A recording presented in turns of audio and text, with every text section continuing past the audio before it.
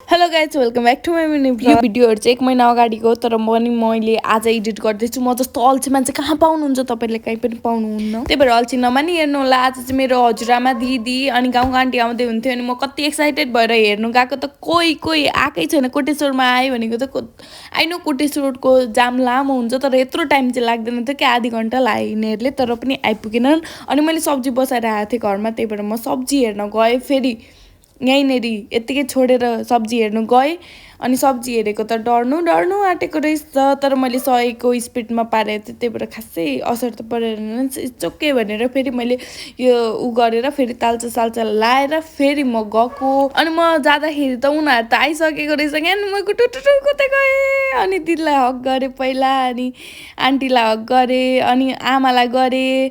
अनि आमा यहाँ मेरो आमा पुक्ली मेरो आमा माया गरेको हेर। अनि यिनीहरू चाहिँ होचोसँग अनि गुटुटुटु गुड्काउँदै मैले घर लिएर गएँ। अनि घर लिएर चाहिँ एकैछिन यिनीहरूले रेस्ट गरेँ। आउँदा त सब्जी जस्तोको त्यस्तै रहेछ। एकछिन बसेर पानी सानी खाएँ। अनि मेरो आमाले चाहिँ पोका पत्यौराहरू निकालिदिनु भएको हेर्नु न, मेरो लागि के लिएर आइदिनु भएको रहेछ, कस्तो माया लाग्ने। अनि मैले चाहिँ खाना बनाएको थिएँ, त्यही आलुको सब्जी र खाना अनि दाल बनाएको थिएँ। अनि आमा र दिदीलाई दिएँ।